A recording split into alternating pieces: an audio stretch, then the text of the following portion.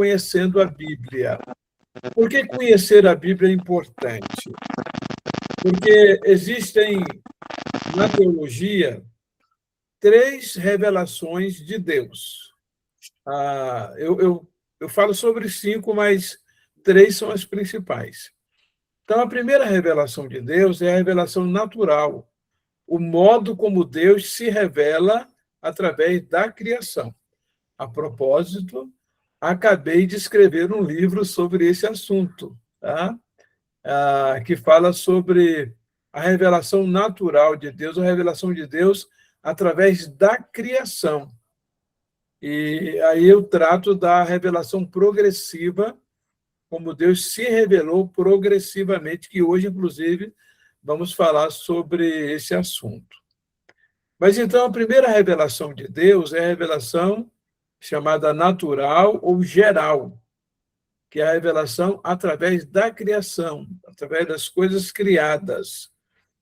A segunda revelação de Deus é chamada revelação especial.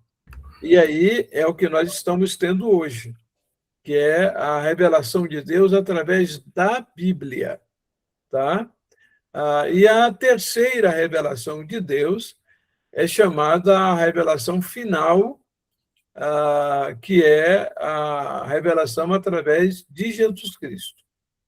Então, a revelação geral ou natural, que é através da criação, a revelação especial, que é através da Bíblia, e a revelação final, a revelação máxima, a revelação última de Deus, que é na pessoa do Senhor Jesus Cristo. Eu acrescento mais 2 revelações, que é a chamada revelação particular, o modo como Deus se revelou, em particular, um povo, o povo de Israel.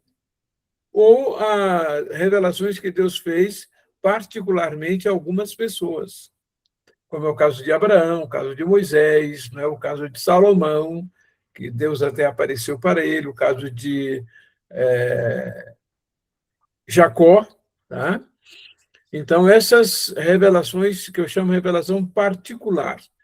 E também a revelação histórica, o modo como Deus pode ser conhecido através do modo como ele age através da história. Tá? Então, eu acrescento mais essas 2.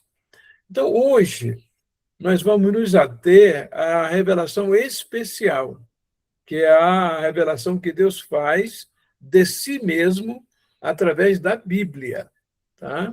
Então, a Bíblia é a revelação especial de Deus. É o livro mais precioso que você já conheceu. Nele o leitor encontrará a revelação da pessoa de Deus. Então, a Bíblia nos revela a Deus como Pai, como Filho e como Espírito Santo. Tá? Você vai encontrar como que o universo foi criado, o homem, os animais, os rios, os mares e as plantas. Você vai ver o relato também de como o pecado entrou no mundo, como se formaram e desapareceram diversas civilizações. Tá? Você vai encontrar ainda como Deus controla, né, a história da humanidade. Por isso que eu falo da revelação histórica. Então, as diversas maneiras como Deus controla, ou abençoando, advertindo, disciplinando, dando-lhe mais uma oportunidade. Então, a gente vê muito dessa revelação de Deus na Bíblia. Então, quando a gente estuda a Bíblia, a gente está tendo essa revelação de Deus. A Bíblia também registra o modo como Deus se manifestou ao ser humano através da natureza, então, através de sua santidade, como que você pode conhecer Deus pelo quanto ele é santo, e sobre isso, inclusive, o livro de Levítico é uma dessas revelações de Deus, da santidade de Deus, que para você chegar a Deus, olha quanto de sacrifício você tinha que fazer. E você vai ver que os filhos de Arão foram oferecer fogo estranho e eles foram fulminados. Então, por causa de não respeitarem a santidade de Deus. Então, a santidade de Deus, a justiça de Deus e também o poder de Deus. Então, você encontra todos esses atributos de Deus revelados na Bíblia. Então, Deus se revela como Criador, como Salvador, como protetor, como controlador de tudo, como Senhor e como Consolador. Olha quantos títulos você pode encontrar de Deus na Bíblia. Pastor, Sim. antes do senhor entrar neste ponto, eu quero falar sobre o ponto passado aí que o senhor falou sobre Levítico, né? Sim. Em relação ao fogo estranho. Uhum. Né? E eu fico pensando o que pode ser mais associado ou juntado ou compreendido sobre esse tema, sobre essa frase fogo estranho, especialmente na adoração, no louvor, né? Pois é. Eu vibro com essas coisas, sabe? Essa pergunta sua termina abrindo um leque aqui que eu temo que a gente não consiga terminar o estudo de hoje, dada a importância deste assunto. Então, o senhor promete que trará esse assunto em breve? Não, vamos tratar dele agora. Ah, tá bom. Vamos tratar dele agora. Porque muitas pessoas não percebem que o fogo do altar foi aceso por Deus. Quando Moisés prepara todos os sacrifícios ali e que ora a Deus, desce fogo do céu e acende o fogo do altar. Então, o fogo que queimava lá foi o fogo que veio do céu e acendeu aquela lenha. Depois vocês podem ler lá. Tá? Quando Salomão construiu o templo e que ele dedicou o templo a Deus, o que foi que aconteceu? Desceu fogo do céu e acendeu aquele fogo do altar ali. A Olha, presença do Senhor, né? é porque a própria Bíblia diz que Deus é um fogo consumidor, entendeu? Então, aquele fogo representava a presença de Deus. Aí, o que os filhos de Arão fazem? Levam o fogo que não era do altar, entendeu? Então, eles vão agora, era como se eles estivessem desprestigiando aquele fogo que foi aceso lá. Era como se eles quisessem levar o fogo deles, um fogo que era estranho ao que Deus havia feito e como Deus havia se manifestado. Quando Deus apareceu a Moisés lá no Monte Sinai, ele apareceu como um quê? Como um fogo que estava acendendo a sarça e a sarça não se queimava. Tá? Então, muitas pessoas não percebem essas coisas, de que o fogo que foi aceso ali em Levítico foi um fogo vindo de Deus. Tanto que a mesma coisa aconteceu com Elias quando ele, né, desafia os profetas de Baal. O fogo tem que vir de Deus. Tá? Então, o erro dos filhos de Arão foi não prestar atenção que o fogo já estava aceso. Uhum, E eles quererem levar mais um fogo. entendi. Tá? Quando aqueles filhos de Levi, gente, agora Abirão, né? Eles quiseram, Uhum. quiseram A oferecer. viúva foi? É isso. Não, Nadab e Abiú, que eram os filhos de Arão. Eu estou Certo. falando quando aqueles homens se levantaram contra Moisés e disseram que Moisés não era só ele que foi escolhido por Deus, que eles também queriam oferecer. E aí eles pegaram suas lamparinas, seus utensílios e levaram. O que aconteceu? Saiu fogo do altar e consumiu todos eles. entendeu? Então, as pessoas, às vezes, não percebem que o fogo, é tanto que a recomendação, eu tenho uma mensagem que, como título, é o seguinte: não deixe o fogo se apagar, que Deus recomenda a Arão, para que ele ajeitasse a lenha todos os dias e mantivesse o fogo aceso. Porque aquele fogo veio de Deus. Era a representação da presença de Deus ali, ok? Então, Pastor, o estranho... é, trazendo isso para a nossa igreja nos dias atuais, como você interpretaria no contexto de louvores, cânticos, essas coisas? Bom, eu queria saber o seguinte: você é sapatinho de fogo, não? Ah, pois é. De vez em quando, eu dou uma alfinetadinha no pessoal. Eu digo assim: como é que você canta aquela música Incendeia, Senhor, a tua noiva? Aí eu brinco, eu fico pensando numa noiva pegando fogo, sabe? São umas coisas que o pessoal inventa. É igual o pessoal dizer, eu sou levita. É nada, você não é levita, não, você é um gentil, rapaz. Levita era da tribo de Levi. Mas porque eu sirvo no louvor. Nem todo levita cantava, Verdade. entendeu? Todo cantor era levita, mas nem todo levita era cantor.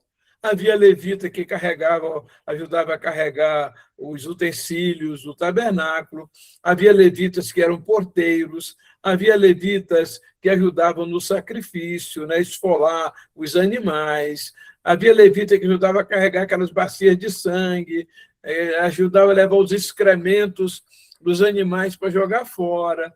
Então, Todos que serviam, né, no templo, sim, sim, sim. consagrados. Aí é engraçado que o que canta diz que é levita, mas o outro que atende na porta não diz que é, entendeu? O que trabalha na sonoplastia não diz que é, o que trabalha no multimídia não diz que é. Ué, mas são certas coisas que as pessoas falam porque alguém colocou e elas fazem daquilo um clichê, um jargão, um chavão, e passa a usar. Tá? Eu nunca me esqueço de quando eu era criança em São Paulo, eu ia com meu irmão na igreja Assembleia de Deus, nunca me esquecia. E sempre o pessoal dizia assim: Jesus salva, Jesus cura e Jesus batiza com o Espírito Santo. Quando falava isso, a igreja trovejava. Era uma palavra de comando. Então, olha só, dizer que uma pessoa está pedindo o fogo de Deus. Inclusive, é um hino nosso que diz: ateia o fogo do alto céu em cada coração. Imagine se Deus fosse botar fogo no nosso coração. Entendeu? Não são só esses cânticos, não, mas a coisa entre nós, nosso hino, né? O hino que nós cantamos, né? Isso é nós suínos, entendeu? Uhum. O pessoal fala: vamos cantar o nosso. Desculpa, pastor, desculpa. Olha, tem também um outro aspecto, assim, como que muitas pessoas, até eu também penso da mesma forma, que em relação ao fogo estranho, como uma simbologia de que aqueles que não são crentes, aqueles que não estão ali batizados, não estão em comunhão com a igreja, com Deus, e está no meio do louvor, até pessoas incrédulas mesmo, por exemplo, uma orquestra convidada para acompanhar os hinos de uma ocasião muito importante, e tem muitos lá na orquestra que não são crentes. E muita gente, eu também, eu fico pensando assim, será que não estamos oferecendo fogo estranho? Quer dizer, um louvor, sei lá. Porque, veja só, eu entendo que o louvor a Deus deve ser por pessoas regeneradas. Agora, você não tem como provar que uma pessoa que é membro da igreja ela foi regenerada, né? Você não tem como provar. Mas, pelo menos, ela é membro da igreja, sabe? Então, eu tenho dificuldade de entender que alguém que não tenha o Espírito Santo de Deus possa oferecer um culto a Deus, porque o nosso culto é feito através do Espírito Santo, tá? Quando Jesus diz em Espírito e em verdade, não é no Espírito Santo, mas é no seu Espírito. Mas é o Espírito Santo que faz essa intermediação nossa no momento da adoração, no momento do louvor. Então, eu tenho dificuldade disso. Agora, se for assim, como um show, como uma programação, tudo bem. Agora, como culto, não. Porque é culto. Meu grande problema é culto. Mas voltando para o fogo, Tio, gente, rapidinho, posso falar rapidinho? só um momentinho. O fogo sempre foi para queimar, sempre foi para purificar. A pessoa não tem ideia do que ela está pedindo quando pede fogo. Porque lá em 1 Coríntios 3, a partir do versículo 12, diz que a obra de cada um é provada pelo fogo. O fogo vem, o fogo da provação, o fogo do sofrimento. É isso que as pessoas querem quando pedem fogo? Não. Elas estão pensando que fogo é para ficar fogosa. Entendeu? Não, tem equivocado. Tá? Está equivocado. Então, o grande problema do nosso povo é a chamada hermenêutica, a interpretação da Bíblia, entender a palavra de Deus. Tá? Mas, ok, gente, olha, Simbinha, você ia falando uma coisa, só a Binha vai falar e a gente prossegue. Obrigada. É que lá em Salmos, Davi fala que ele anda em sinceridade, né? E no final, que eu acho que é no 12 lá, que fala que os pés dele estão postos em caminho plano. E fala que nas congregações ele louvará o Senhor. Então, assim, o povo quer ser, como diz Levita, mas lá no Velho Testamento, Levita era um pessoal separado para fazer aquelas coisas. E eu entendo que se eu não estou com meus caminhos retos e eu subir, né, no altar para cantar, aquilo é fogo estranho. Aquilo não sobe com. É isso aí que a Adna estava começando a falar, exatamente. Uhum. E aí eu faço um pedido, eu queria até saber do senhor depois. Eu sou convidada para cantar em alguns lugares, aí eu faço um pedido, tio. Assim, gente, meus irmãos, eu vou cantar, peço a vocês que no final, se puderem, dê glória a Deus. Eu não me sinto bem quando eles aplaudem, não me sinto, tio. Porque me remete ao mundo, entendeu? Hoje virou costume já, sabe? Já virou costume. Não é só quando a pessoa canta. Tá? Hoje a pessoa prega, o pessoal aplaude, diz uma palavra que o pessoal gostou, o pessoal aplaude. Tá? Termina um louvor, como eles falam de louvor, né? Termina um período de música, de cântico, o pessoal aplaude. Aliás, esse negócio de louvor, a gente fala isso, gente, mas isso é um erro. Não é só louvor. Dentro do cântico, nós temos louvor, gratidão e adoração. Tá? São 3 divisões dentro do culto. Tá? Gratidão, eu prefiro colocar na seguinte ordem: gratidão, louvor, adoração. Eu agradeço pelo que Deus fez, eu louvo pelo que Ele é, e o adoro porque Ele é Deus. Tá? Então, eu louvo pelos atributos dele. Ele é santo, ele é justo, é bom, misericordioso, é eterno. Então, isso que é louvor, é falar dos predicados de Deus. Louvar é isso. Tá? Vamos cantar um louvor. Só louvor? Não tem gratidão, não tem adoração, sabe? São coisas que o povo está meio que desvirtuando o sentido real de um culto. Sim. Vamos supor assim, a gente vai montar uma ordem de culto, não seria a adoração em primeiro lugar? A gente invocar o Senhor, adorar o Senhor em primeiro lugar? Pode ser, pode ser. Louvor e adoração? Pode ser. Mas é porque, se você adorou, para mim já chegou no clímax. Entendeu? A ordem dos fatores aí não vai alterar o seu culto. Tá? pode começar com adoração, depois ir para a gratidão, e depois o louvor. Para mim, não vai alterar essas divisões. Eu é que prefiro dessa forma. Tá? Primeiro agradecer, depois louvar e, finalmente, adorar. Porque, quando eu adoro, eu me rendo completamente. Tá? Então, é o reconhecimento da divindade. Adoração é o reconhecimento, é se prostrar e reconhecer a divindade, que é o seu Deus, né? Aquela pessoa a quem você está prestando o culto. Mas, gente, esse assunto aí é o terceiro estudo nosso, tá? Oba! No Legal.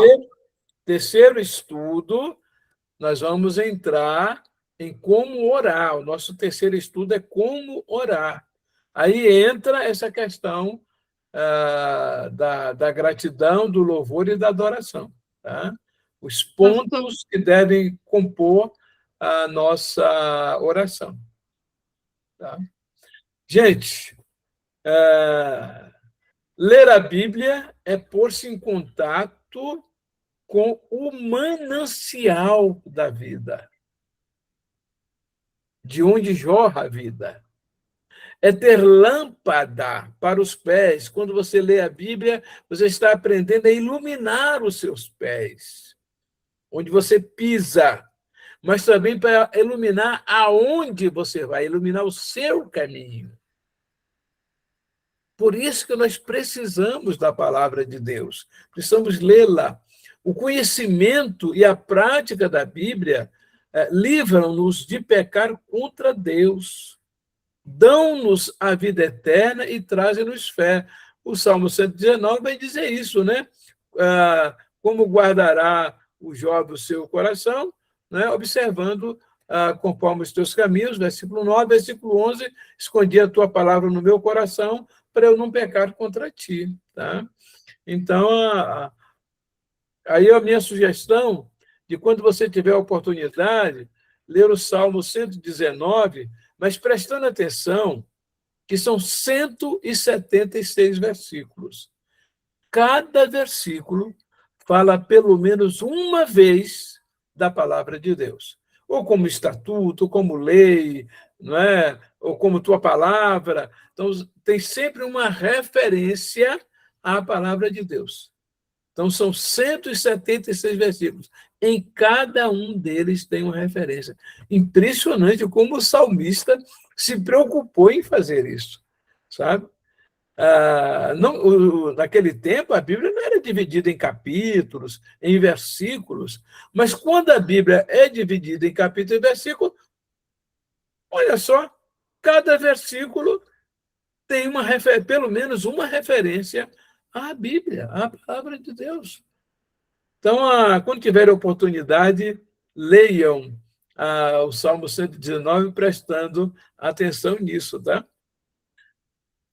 Bom, as divisões da Bíblia, todos sabemos que as principais divisões, são duas divisões principais, chamadas de Antigo Testamento e Novo Testamento. Eu prefiro Antigo do que Velho, entendeu? Velho dá a ideia de uma coisa que passou, ainda que Antigo também. Agora, eu queria dizer uma novidade para vocês. Os teólogos hoje não fazem mais divisão.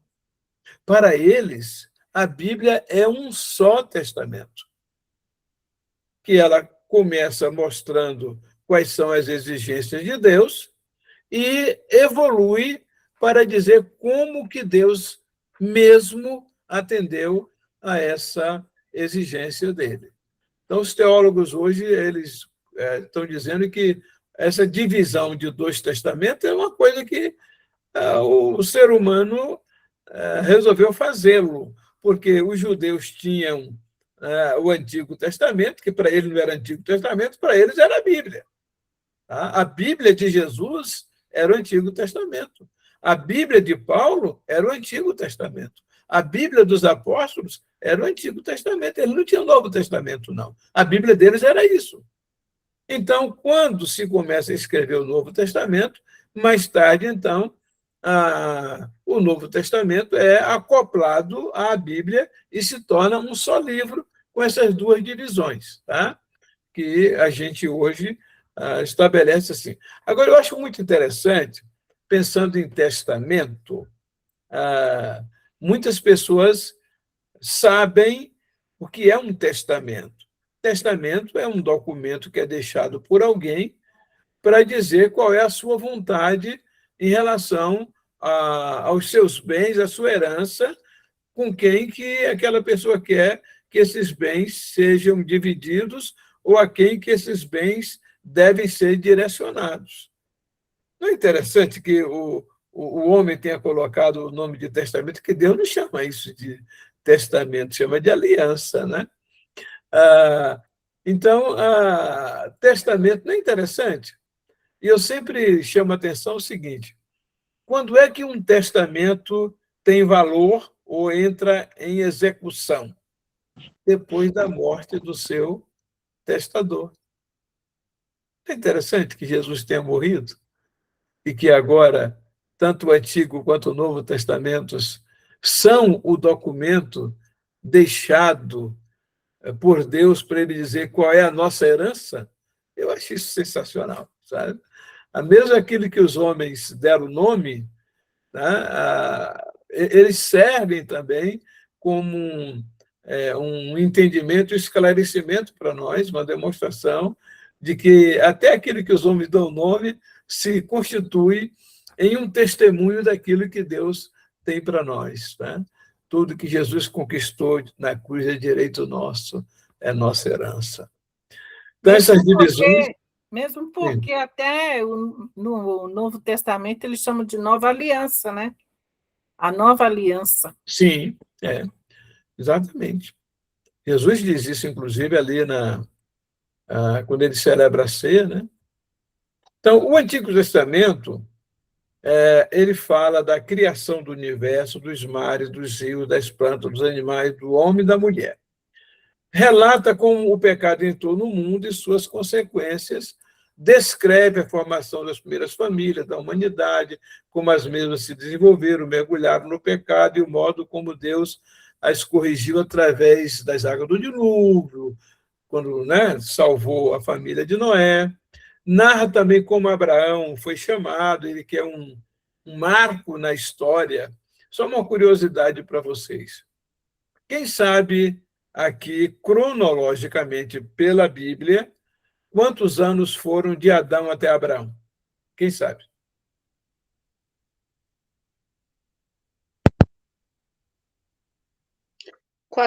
Anos, tio. 400 foram os anos que os israelitas ficaram no Egito.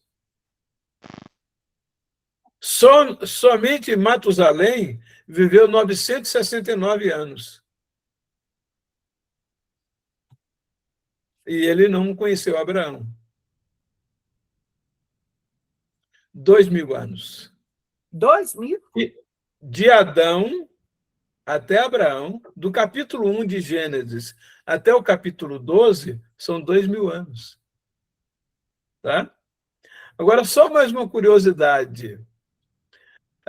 Vocês sabiam que Noé ainda era vivo quando Abraão nasceu? Uau! Noé ainda era vivo quando Abraão nasceu. Então, Noé morreu um pouco mais de 50 anos depois de Abraão ter nascido. Tá? Muito interessante isso aí, muito legal isso aí, tá? Ok, então, de Adão até Abraão, quantos anos mesmo? 2.000?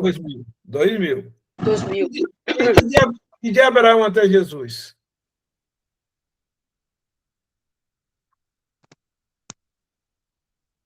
Quem sabe? Eu vou chutar. Eu estou entre 600 a 700.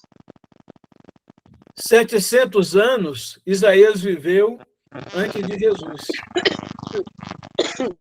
Isaías, o profeta Isaías, viveu 700 anos. Moisés foi 1.500 anos antes de Jesus.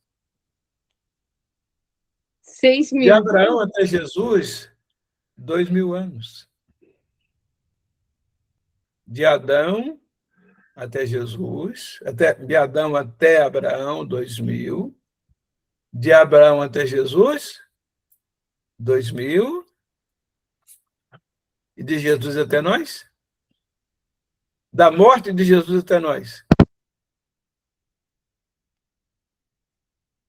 1900. 2026. Isso aí, olha, 2026 seria se Jesus tivesse nascido no ano 0. Mas Jesus nasceu provavelmente no ano 6 antes de Cristo, né?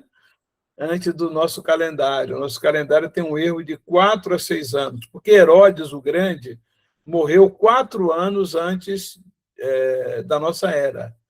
E quando Maria e José estão no Egito, o anjo vai lá e fala: o Herodes morreu. Então, já quando o anjo vai e diz para Maria e José: Herodes morreu, entendeu? Isso foi 4 anos antes da era cristã. Então, Maria e José já estavam com Jesus há um tempo lá no Egito. E Jesus não era mais um bebezinho de 1 mês, 2 meses. Então, provavelmente, Jesus, na verdade, nós estamos em 2032. Nós estamos entre 2030 e 2032. Tá? Então, do nascimento de Jesus até nós, temos quantos anos? 2030 a 2032. Jesus morreu com quantos anos? 33. 33. Então, nós estamos há quantos anos da morte de Jesus? 2033 anos. 2029 anos, mais ou menos. Ô, tio, então é por isso que a ciência agora descobriu que nós estamos a 85 minutos do fim do mundo, ou seja, eles estão usando a contagem da Bíblia para a volta de Cristo. E o que vai acontecer no ano 2030? A nova ordem mundial, pelo menos é o que dizem. Preste atenção. A cada 2.000 anos, aconteceu algo que mudou o rumo da história. Com Abraão, Deus recomeça a história da humanidade. Tanto que Abraão é chamado o pai da fé. Quando Jesus nasce, que Mateus vai registrar, Mateus diz: Jesus, filho de Davi, filho de Abraão. Ele dá um pulo assim de 1.000 anos, né, de 2.000 anos de Jesus até Abraão, até Davi, né, 1.000 anos até Davi, depois mais 1.000 anos até Abraão. Então, de Jesus até Davi, 1.000 anos, de Davi até Abraão, mais 1.000 anos. 2.000 anos. A cada 2.000 anos, aconteceu algo que mudou a história da humanidade. Só para vocês pensarem nisso aí. Tá? Mas nosso assunto hoje não é esse. Nosso assunto é a chamada de Abraão, que eu falei aí, tá? Que é uma maneira como Deus agora passa a se relacionar diretamente com uma pessoa. Nós não tínhamos isto no Antigo Testamento, antes disso. Nós tivemos o quê? Adão, tá? Depois nós temos Enos, que disse que se começou a invocar o nome do Senhor. Depois nós vamos ter Enoque, que andou com Deus. Nós vamos ter Noé, que Deus condena o mundo.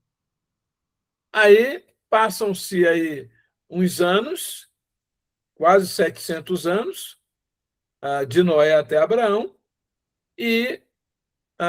porque o dilúvio foi no ano 600, né?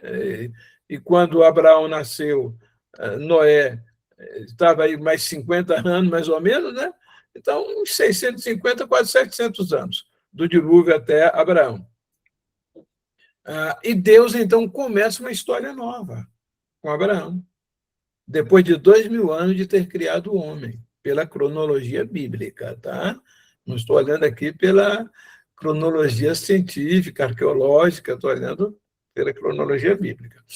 Aí, de Jesus até Abraão, ou de Abraão até Jesus, mais 2.000 anos, e de Jesus até nós, mais 2.000, desde a morte dele em 2029.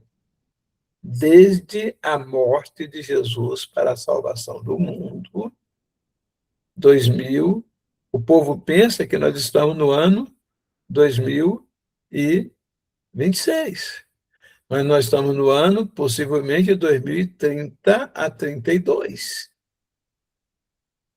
Jesus morreu no ano 2000 e no ano 20, o quê? 7, 28, por aí, né? 26 a 28, por aí. Jesus morreu.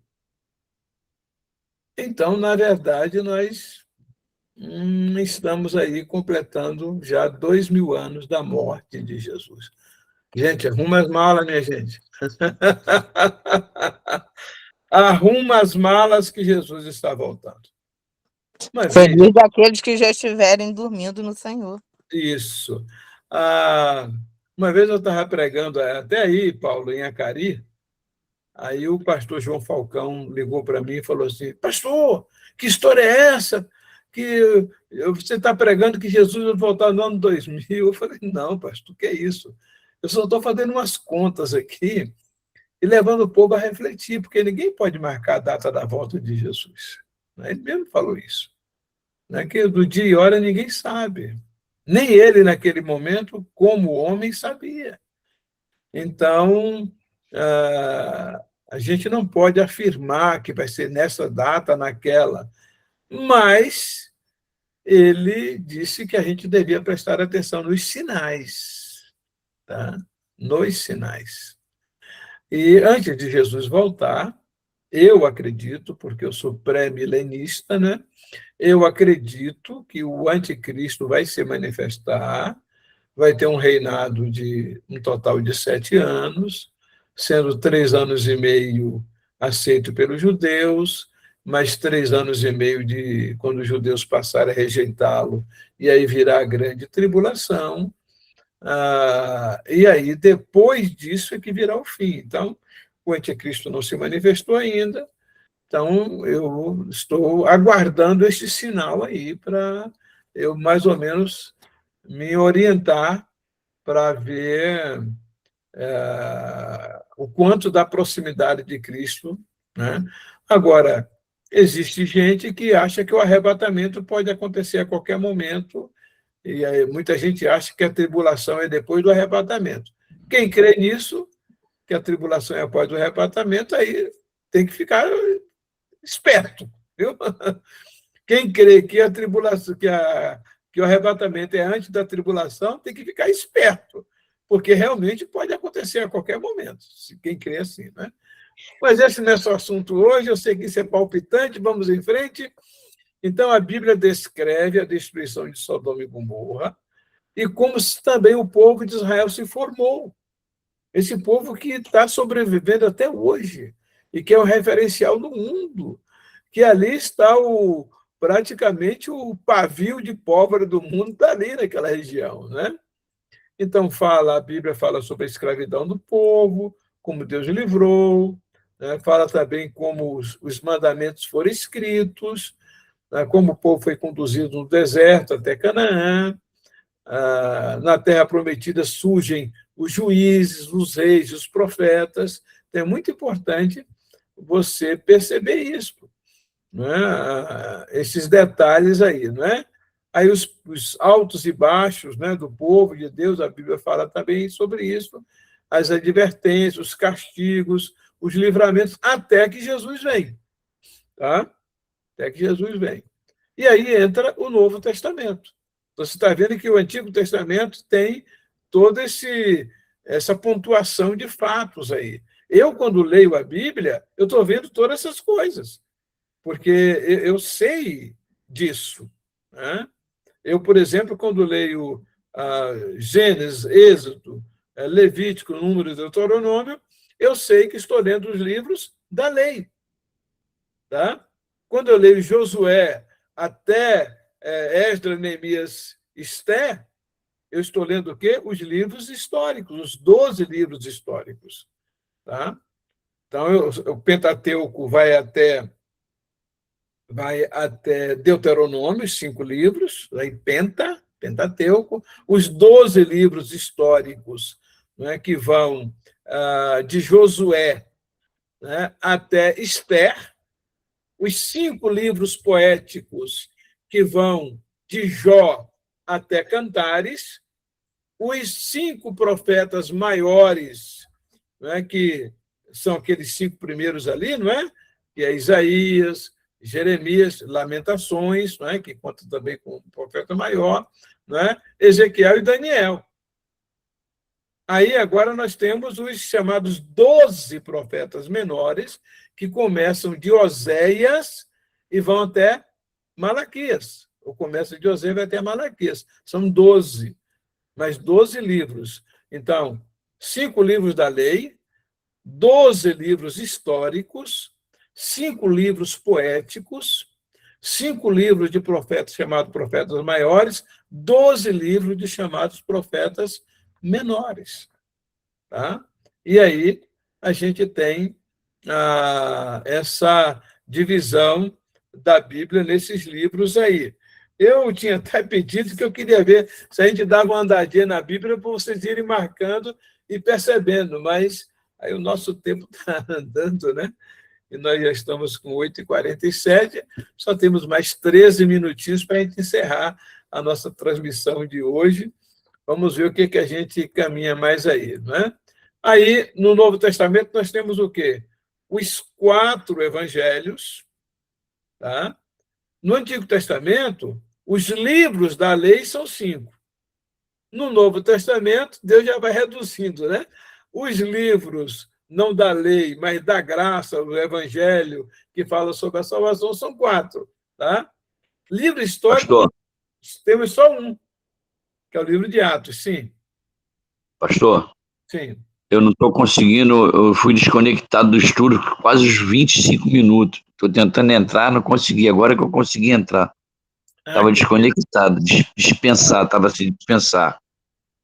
Que pena, Paulo. Mas aí, tá gravado, tá? Tá bom. Aí depois você pode ver. Então, gente, aí no Novo Testamento nós temos os evangelhos, livro histórico somente um, nós temos o livro de Atos. Aí a gente começa as cartas paulinas, tá? As cartas paulinas são 13 que são atribuídas a ele, tá? Dentro das cartas paulinas tem as cartas às igrejas e as cartas aos pastores, tá? E aí nós temos as chamadas epístolas gerais. Quais que são elas? Hebreus, Tiago, 1ª e 2ª Pedro, então nós temos aí o quê? 4, né? 3 cartas de João, tá? 7. E mais a carta de Judas, total de 8. Tá? Aí, agora nós temos um livro do Apocalipse, que a palavra Apocalipse, vocês sabem, significa revelação. Tá? Então, aí nós temos tudo isso aí sobre... Então, o Apocalipse é o livro que traz esperança. Apocalipse, para muita gente, significa uma coisa, né, destruidora, mas a palavra Apocalipse, todo mundo sabe, é revelação. Deus dizendo, olha, a igreja vai ser vitoriosa, vão acontecer todas essas coisas, vocês estão passando por esse momento de aflição, mas, olha, a vitória virá, vocês vão ser vitoriosos, tá? É um livro para confortar e dar esperança. Tá? Então, a Bíblia, eu já falei, né, são 66 livros no Antigo Testamento, ou a Bíblia toda, né? Sendo 39 no Antigo, 27 no Novo. A Bíblia Católica tem aí mais uns 7 livros, depende de como eles forem contados. Tá? Nós chamamos esse livro de apócrifos, porque eles foram escritos depois, e eles não foram considerados como inspirados. Jesus não cita, nem os apóstolos citam os livros apócrifos, e realmente os livros apócrifos, eles, quando você os lê, você vê que ele não tem uma característica de livro inspirado. O próprio escritor do livro dos Macabeus, ele fala isso: olha, se eu cometi algum erro aqui e tal, entendeu? Então, ele deixa entender que ele não estava contando que aquele livro seria inspirado. Foi uns registros que ele fez e que, quem sabe, ele possa ter cometido algum erro. Então, eu já falei que os livros da Bíblia são classificados por blocos, já expliquei para vocês. Agora, a última lição do livro Estudando a Bíblia, que é o próximo módulo, quando a gente sair desse Um Passo de Fé, a gente vai entrar no Estudando a Bíblia. E a última lição do Estudando a Bíblia é sobre isso aí, tá? A divisão desses livros aí. Tá? Quem escreveu a Bíblia foi escrita por cerca de 40 pessoas. Então, não foi Deus quem escreveu a Bíblia. A Bíblia foi escrita por pessoas usadas por Deus. Normalmente, as pessoas dizem que a Bíblia foi escrita num período de 1500. Eu prefiro colocar 1600, porque o primeiro livro da Bíblia, o Gênesis, foi escrito 1500 anos antes de Cristo. E o Apocalipse foi escrito por volta do ano 96. O Evangelho de João foi escrito por volta do ano 90, e o Apocalipse foi escrito por volta do ano 96, quase 100, não é? Então, eu imagino, né, que se contar isso aí, dá quase 1.600 anos, desde o primeiro livro a ser escrito até o último que foi escrito, o período que a Bíblia foi escrita, tá? Um foi depois de Cristo, o outro foi antes de Cristo, né, pastor? Como? Um foi antes de Cristo, o outro foi depois de Cristo, descer. Apocalipse, descer depois de Cristo, isso, e o outro antes de Cristo. Antes de Cristo, isso. Então, aí na segunda carta de Pedro, no versículo 20 e 21, ele fala isso, né, que nenhuma profecia da Escritura é de particular interpretação, porque a profecia nunca foi produzida por vontade do homem, mas os homens santos de Deus falaram inspirados pelo Espírito Santo. Olha, nós vamos fazer o seguinte, nós vamos ter que encerrar aqui, porque nós temos ainda muito conteúdo dentro disso. E eu quero explicar uma coisa para vocês, que eu julgo muito importante para vocês. O que é revelação, o que é inspiração e o que é iluminação. Tá? Revelação foi aquilo que Deus revelou de si mesmo. Tá? Inspiração foi aquilo que os homens escreveram, inspirados por Deus, sobre aquilo que Deus revelou. Tá? Então, veja só. Revelação é aquilo que Deus revelou de si mesmo. E essa revelação encerrou em Jesus. Esse pessoal que vive inventando revelação, eles estão equivocados. Porque aí eles estão querendo se sobrepor ao próprio Jesus. Porque Jesus é a revelação final de Deus. Jesus é a revelação máxima de Deus. Então, o que eles chamam de revelação, não é? Nós poderíamos dizer que foi intuição, ou foi um insight, ou vamos dar uma colaborada aí e dizer que foi iluminação. Tá? Muitas das revelações são aquilo que as pessoas gostariam que fosse. Tá? Eu tive uma revelação que Deus está te prometendo que Ele vai te dar a bênção que você tanto esperava. Pois, gente, isso não é revelação, isso está na Bíblia. Deus nem diz que vai dar, diz que Ele já nos abençoou com todas as bênçãos espirituais nos lugares celestiais em Cristo. Nós só precisamos do quê? Tomar posse pela fé. Olha só. Então, revelação é aquilo que Deus revelou de si mesmo. Inspiração é aquilo que Deus fez, preparou, inspirou pessoas para escreverem aquilo que ele revelou. Então, a gente hoje fala isso, né? Pastor pregou inspirado. É uma maneira de falar, né? Porque, às vezes, as palavras têm mais de um significado. É igual a revelação. Tem mais de um significado, tá? Ou então a gente diz, você foi inspirado agora. Então, não é inspiração, entendeu? No sentido lato da palavra, no sentido bíblico da palavra. É inspirado no sentido interpretativo, o aplicativo da palavra, que pode ter mais de uma aplicação. Por exemplo, se eu perguntar para você, Adina, o que é manga? Pois é, né? É uma fruta. É uma fruta? Mas se você estiver no interior da Bahia e falar assim, o boi está na manga. Aí já se refere ao campo, né? Ao campo, ao pasto. Né? Entendeu? Mas fala assim, fulano manga de Beltrano. Está tirando um sarro. Entendeu? Olha só, uma palavra só, como ela pode ser aplicada em momentos diferentes, tá? Agora, quando eu falo revelação na Bíblia, ou segundo a Bíblia, eu estou dizendo aquilo que Deus revelou de si mesmo. Se a pessoa quiser dizer, eu tive uma revelação, no sentido de ter tido uma iluminação, no sentido de ter compreendido algo, ok. Tá? Mas, então, inspiração é aquilo que Deus capacitou a certas pessoas para escreverem o que ele revelou. Inspiração é a escrita da revelação de Deus.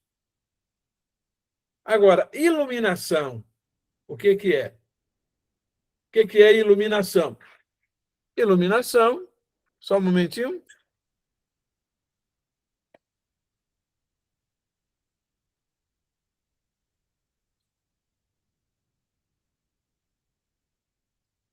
Iluminação é lançar luz.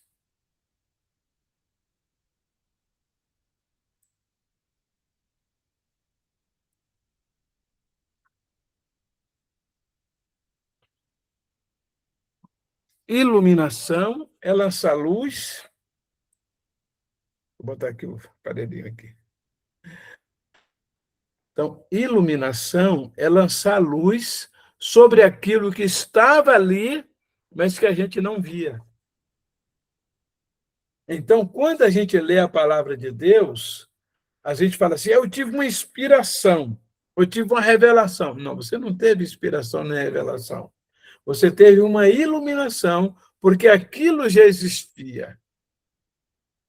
Você só não tinha percebido ainda. Quantas coisas que a gente lê na Bíblia que já está ali. E a gente não tinha percebido. Mas vem o Espírito Santo e nos ilumina. Lança luz sobre aquilo que a gente precisava compreender. Então, isso é iluminação. Se a pessoa quiser chamar de revelação, como tendo sido a iluminação, tudo bem, mas que foi revelação, não foi. Tá?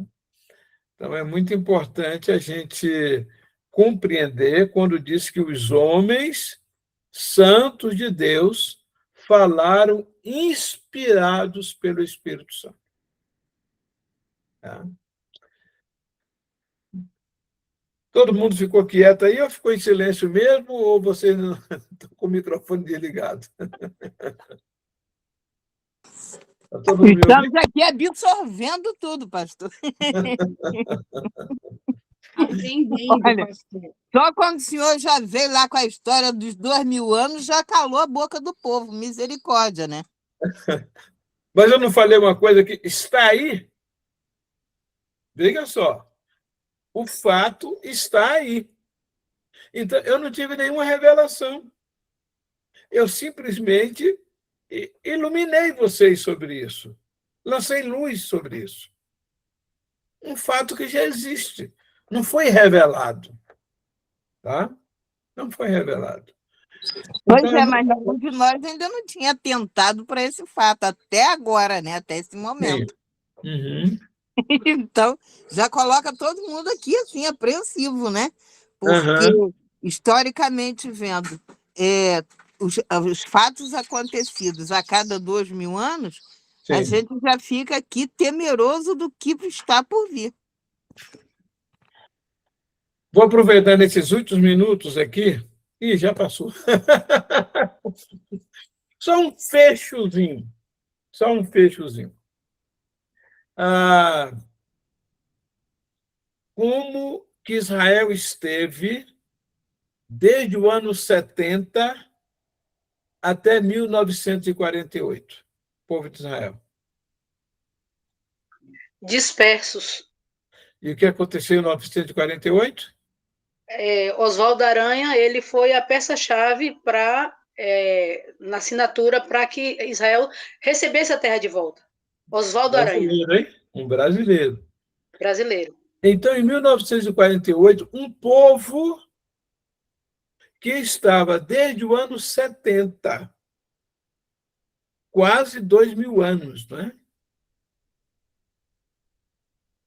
Disperso pelo mundo, é reconstituído em nação.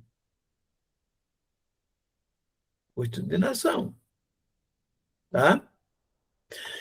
E de que modo que essa nação nasce? Depois de quê? Como que a morte dos judeus é chamada? Holocausto. Holocausto. De onde que o povo renasce? De um holocausto. Que De coisa! uma tentativa de exterminação. Que coisa! Da mesma forma como Faraó quis exterminar os filhos dos judeus, os judeus. Da mesma forma como Herodes quis exterminar o Messias, matando aquelas crianças de Belém. Em 1948, surge uma nação. Israel surge. E Israel precisava surgir, porque sem a nação de Israel, Jesus não poderia voltar. Porque a Bíblia diz que o mundo todo vai cercar Israel, a nação de Israel, na batalha do Armagedon. O mundo todo vai cercar Israel. E outra coisa, a Bíblia diz que o anticristo vai entrar no templo. Prestem atenção. Quando os judeus construírem o terceiro templo, preparem-se. As malas que já estiverem arrumadas, acaba de arrumar. Acaba de arrumar. Pelo seguinte, porque a Bíblia diz que o anticristo vai entrar no templo, e Israel não tem um templo. Acontece que todo o material do templo está preparado. Todo o material do templo está preparado. Eu perguntei para o nosso guia lá em Israel. Falei, é verdade que vocês têm todo o material do templo preparado e vocês podem construir o templo de um dia para a noite? Ele falou, nós só estamos esperando acontecer um terremoto para derrubar essa mesquita de Omar, porque a mesquita de Omar dos muçulmanos está no lugar do templo. Eles construíram no lugar onde era o templo. Nós só estamos esperando acontecer um terremoto para derrubar a mesquita de Omar, ou um maluco mandar um míssil de lá para cá que cai em cima da mesquita de Omar. Vocês já viram como o Irã está mandando míssil à torta e direita? Olha, se um míssil cair na mesquita de Omar, os judeus vão reconstruir o templo de um dia para a noite. Isso é força de expressão, né? Mas eles têm todo o material preparado para isso.